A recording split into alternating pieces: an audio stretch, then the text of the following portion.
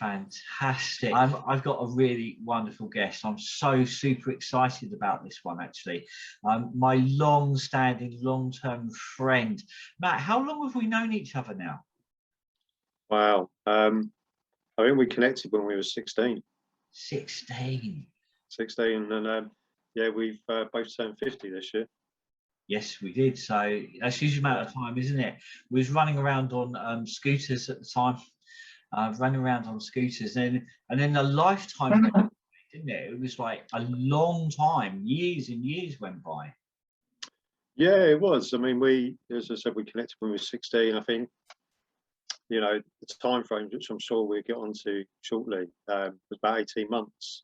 Yes. We probably spent in each other's kind of company, buffering up against other people, and then you know, I shifted, changed, and followed a different path, and then yeah, we connected back in 2014, something like that. Yeah, yeah. You know, and with a stronger bond, a deeper bond, yes. A sense of more knowing.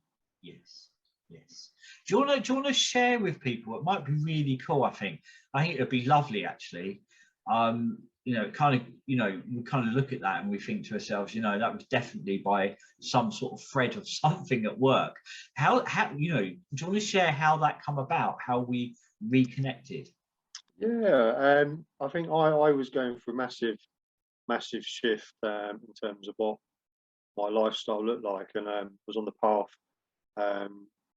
doing Reiki, left my previous job, and we'd still had a similar friend, a guy called Richard, aka Mungo, that we were both friends on social media.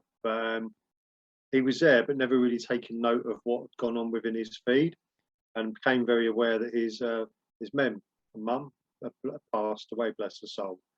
And your name was in the feed, and there was a comment around. Can't actually remember what the comment was, but it intrigued me. It was something really out of the blue that just kind of, it was like a lightning bolt that just said,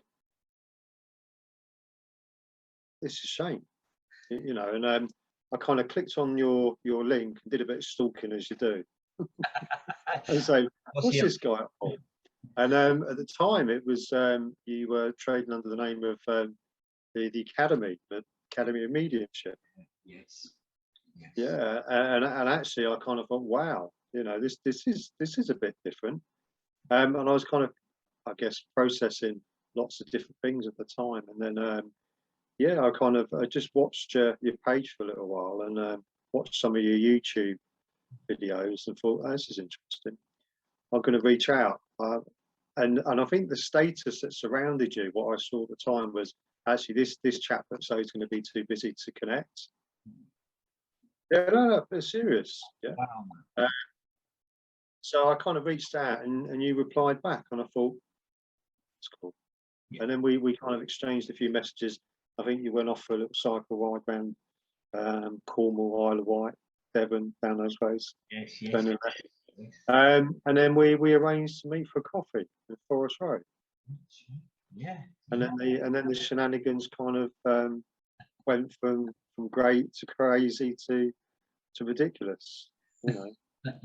And here we are. You know, it's like it was. You know, there are people that you kind of, you know, as you kind of get older, you kind of look back on and you realise that even though it was a short amount of time, there was a huge impact. You know, for me, I you know, I remember some of the experiences we shared and at the time, and just kind of, you know, realising when you look back, there was actually huge vast ways of depth to it, even though we were like 16, 17, that there was something in that. And I think, you know, we kind of grew up in a time where, you know, I think we were quite really blessed that we were able to go and, you know, kind of have those sort of adventures. And, you know, I can remember, you know, myself sort of coming home, you know, from some of those adventures and experiences, and, you know, some of the kids of my own age were still sitting on the wall where I'd left them 2 or 3 days ago, you know,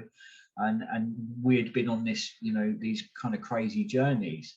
You know, those threads, you know, they create a ripple.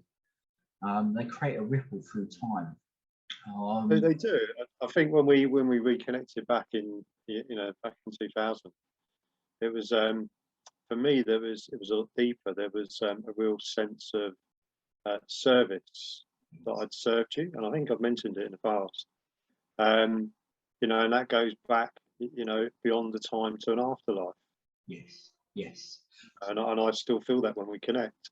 Bless I have been of service to you in the past, and this life always will continue to be that way, even if it's a lending an ear conversation as we do nowadays.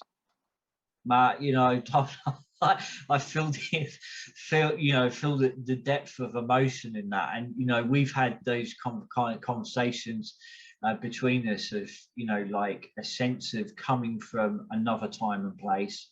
I often say like coming from the old world, and kind of those kind of visions bleeding into your subconscious conscious of kind of a time where things were done very differently, horses afoot, and a sense of kind of really kind of influencing the world in a way that was very kind of required. It was you had to dig deep.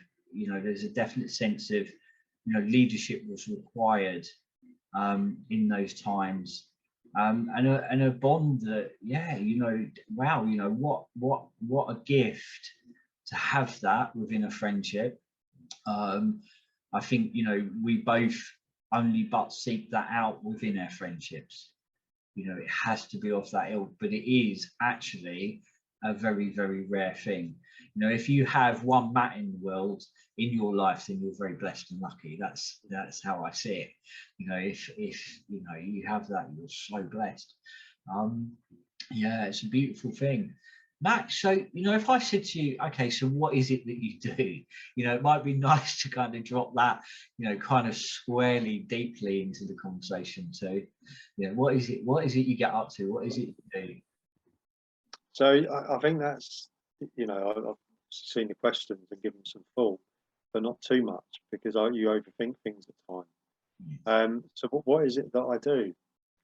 And I think that's a really good question. It depends on where I am in my moment of life. Yeah. So what I do now is not what I did yesterday or last week or 2 years ago or 20 years ago. You look back and I don't know what I did. Yeah, understand that. Okay, but what I do now is I'll just look at the question again. Sorry, is about what is it I do. I think at this moment in time, and if I look back, there is a very faint thread of it. I call myself a facilitator. Beautiful. Facilitator of change. And I think that's probably the most common thread in my timeline throughout my 50 years within this earth that is consistent. Yes. Everything else has changed, but the facilitator role has always been there.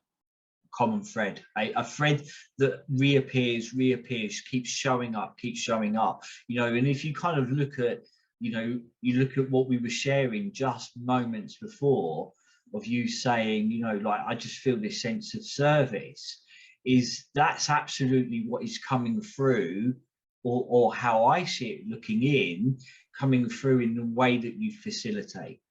You facilitate from a place of service. One of the things that we've spoke about and shared is something that's really deep to you and very kind of a real kind of deep thread is leaving people in a better place than when you find them. Yeah, I've always said that, and it's a beautiful way when you kind of talk to people about that, they kind of get it a little bit. And I think that's probably the best way to describe it, whether it's the healing side, the hands-on healing, whether it's a conversation over a cup of tea, a phone call, casual conversation in the supermarket with a complete stranger.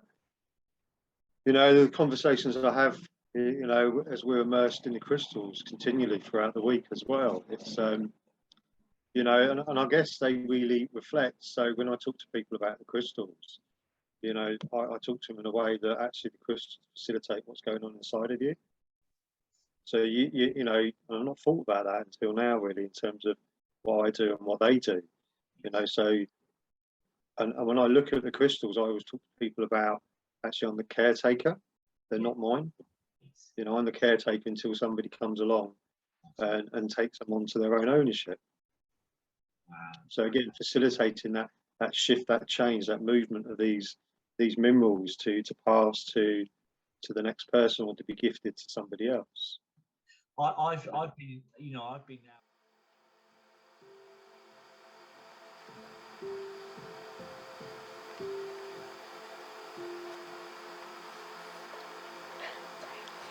I am hoping for a sign in the sky or a word from the stars.